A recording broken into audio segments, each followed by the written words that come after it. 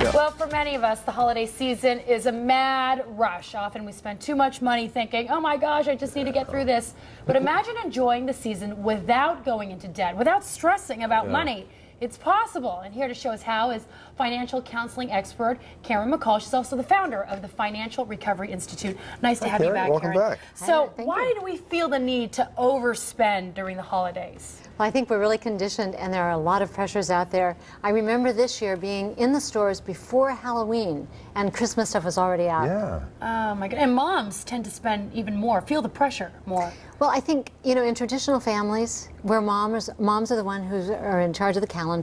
They're in charge of all the social events. They're the ones who are around their kids, who watch television. They talk to their peers. You know, so the mothers in traditional families really do feel that pressure.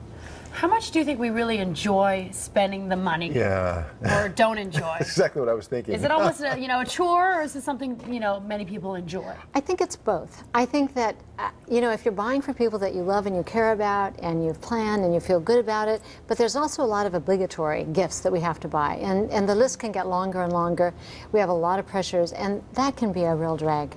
Well, there's the pressure that I feel of wanting to please the people to whom I'm giving, but then there's also the financial pressure, because you can spend so much over your budget before you know it. Absolutely.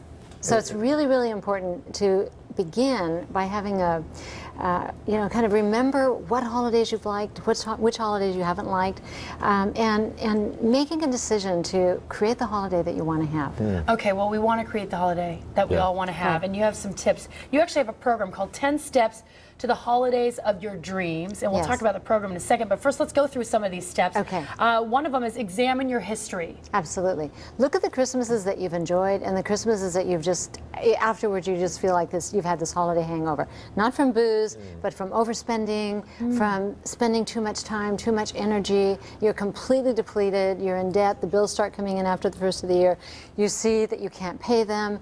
You know, those are the Christmases that we don't want to have. I've done that. I've done that. So try not to repeat that, I guess. Absolutely, yes. And you say picture success. What do you mean by that? Well, take a moment to reflect and create the vision for this year. What's important to this year? What's going on this year? When I looked at my calendar this week, I noticed a note that I had put in last year saying, remember, it takes 2 days to decorate. If I decorate in 1 day, I am completely exhausted. So I made that note last year. Now, if I wouldn't have made that note, I wouldn't have remembered that. And so that's a part of my planning. So I'm really trying to create a vision for what's important to me this year. Okay, create a spending plan. Well, we want to create a plan for our time, our energy, and our money. And so one of the things that I'll talk about when we talk about the program is that we want to plan our activities, we want to plan who we want to buy for. We have to see if that all fits in for us, or if we're going to be depleting ourselves in the process. So do we give ourselves a budget and then try to assign? I think it starts by having a vision first before we do the budget, saying what would we like to do. And then we attach a price tag to that. We add it all up and we see if it's going to work. And if it's not going to work, then we go back and we say, how can we meet these needs in a way that costs less money? So that we don't just go into this fog that so many people want to go into. They want to just, put their head down and say, I'm going to get through the holidays, I'll deal with it after the beginning of the year. It's really important not to do that.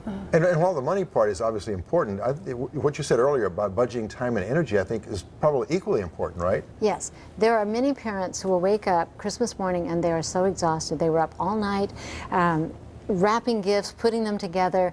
They're so depleted. They don't get to enjoy their kids. Their kids don't get to enjoy them. And it's just, we really, really deplete ourselves. So how do we enjoy the holidays? That's your last tip. Enjoy the holidays. We enjoy the holidays because we've created the vision. And we have a plan, and then we have to have support on how we're going to stick to the plan. It's so easy at the last minute to feel like we haven't done enough, and there's always a pull to do more. And so I've heard stories over the years where people are at Toys R Us at 11 o'clock on Christmas Eve because they feel they haven't done enough. And so they're just out there, shopping, buying more and more and more. At some point we have to say, we've done enough, we are enough, we have enough.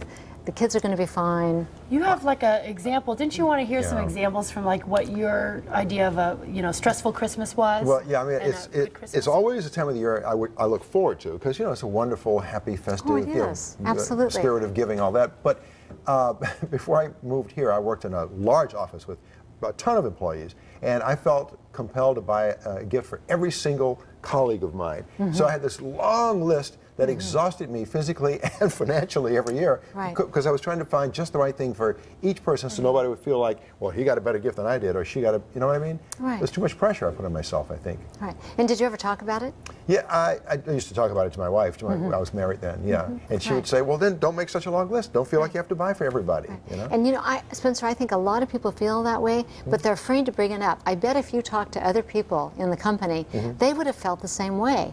And maybe you could have come up with a plan to do it differently. You know, say, let's draw names. You know, let's do elephant gifts. You know, or whatever. But we're afraid to talk about it. We get caught up into these traditions that don't even mean anything to us, and you know, they take the toll. Yeah, I usually lay it out. This is how much money I have. This is how much I can spend on you guys. Give me your list, and I'll try to pick everybody, you know, from within my budget for each person. Good for you. And then I'm not stressed. They're happy with what they got because it was on their list. So it's very helpful, especially if they can provide a list. And do you ever feel a pull at the end, like, oh, maybe I haven't done enough, and I've got to go out and do more? I do a little bit, yes. Right. That's the challenge, is being able to not give in to that kind of pressure at the end. Okay. Well, Karen, briefly, where can we find out more about your 10-step plan, your program? Okay. You can go to the website, www.financialrecovery.com. What we have is we have a downloadable product, which is, it's a book. It's a 25-page book, which gives you the tips, gives some great stories, and also we have a software program that runs on Excel that people can do a plan and see if it works or not. Okay, Karen, thank you so much from the Financial Recovery Institute. See you tomorrow. Bye. Tomorrow on The View from